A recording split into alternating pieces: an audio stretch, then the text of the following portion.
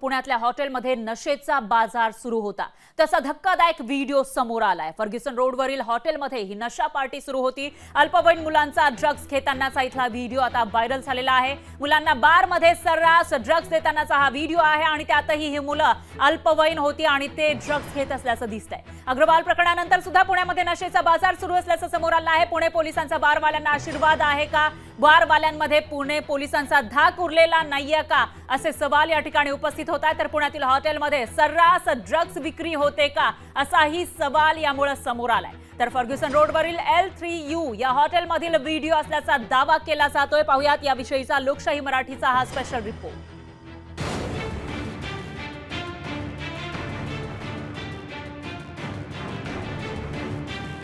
सुसंस्कृत पुण्यातल्या हॉटेलमध्ये नशेचा बाजार, अल्पवयीन मुलांची ड्रग्ज आणि दारू पार्टी. पुण्यातील ड्रग्ज दारू पार्ट्या रोखण्यास सरकार अपयशी. पुण्यातल्या फर्ग्युसन रोडवरील L3 हॉटेलमध्ये सुरू असलेली ही पार्टी पहा. पार्टीत सामील झालेली अल्पवयीन मुलं हॉटेलच्या वॉशरूम मध्ये ड्रग्ज घेतानाचा व्हिडिओ व्हायरल झालाय. एवढंच नाही तर हॉटेलमधील पार्टीत लहान मुलंही सामील झाल्याचं दिसतंय. पुणे हिट अँड रन प्रकरणानंतर पोलिसांनी मुलांना बार आणि पबमध्ये दारू दिली जाणार नाही याची ग्वाही दिली होती. पण अवघ्या काही दिवसानंतरच पुण्यात दारू आणि ड्रग्ज पार्ट्या सुरू झाल्या. पुण्यातलं पार्टी कल्चर रोखण्यात शंभूराज देसाई अपयशी ठरल्याचा आरोप सुषमा अंधारेंनी केलाय. शिवाय राजपूत नावाच्या अधिकाऱ्यावरही अंधारेंनी आरोप केलेत. आमदार धंगेकर यांनी तर थेट भ्रष्टाचाराचेही आरोप केलेले आहेत. असा भ्रष्ट अधिकारी कुणाच्या राजकीय मेहरबानीमुळे अजूनही त्या पदावर टिकून आहे. त्याचं निलंबन तर सोडा, पण त्याची साधी बदलीही होत नाही. त्या राजपूत नावाच्या अधिकाऱ्याचे निलंबन करून तात्काळ त्याची चौकशी झाली पाहिजे, ही आमची मागणी आहे. माध्यमांनी ड्रग्जचे व्हायरल व्हिडिओ दाखवल्यानंतर पोलीस आणि उत्पादन शुल्क खातं जागं झालं. त्यांनी हॉटेलचा मॅनेजर आणि कर्मचाऱ्यांना ताब्यात घेतलं. पुणे हा ड्रग्जचा अड्डा झाल्याचा आरोप विरोधकांनी केलाय. अजून याच्यातून सरकारचे डोळे उघडलेले नाही. तरुण पिढी बर्बाद होते. सरकार याकडे दुर्लक्ष करते. राजरोसपणे हॉटेलमध्ये चोरी लपी विकत होते ते समजू शकतो आपण, पण राजरोसपणे हॉटेलमध्ये अशा पद्धतीने ड्रग्ज विकलं जाणं, वाटतं सरकार झोपलेलं आहे. या सरकारला जाग करण्याची आवश्यकता.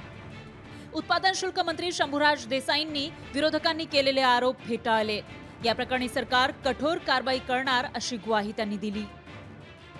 या प्रकरणामध्ये जो व्हिडिओ समोर आलेला आहे त्याचं फॉरेन्सिक विभागामार्फत पोलिसांच्या तपासणी होणं गरजेचं आहे. म्हणजे तो व्हिडिओ नेमका कुठला आहे आणि त्या नेमकं लोकेशन काय आहे हे सगळं तपासण्याची यंत्रणा पोलिसांच्याकडे आहे. तर आम्ही पोलिसांच्या तिथल्या आयुक्तांना सुद्धा या ठिकाणी विनंती आमच्या विभागामार्फत करणार आहे की आम्हाला फॉरेन्सिकचा रिपोर्ट सुद्धा त्या व्हिडिओचा उपलब्ध करून द्या.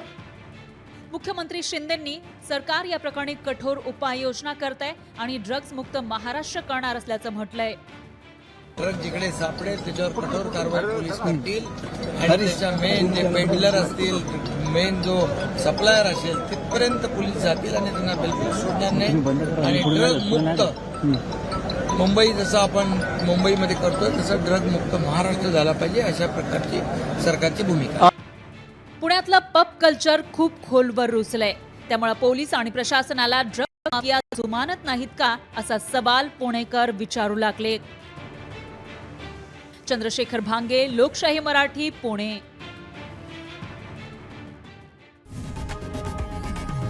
लोकशाही मराठी ऐका, पहा, जागरूक रहा.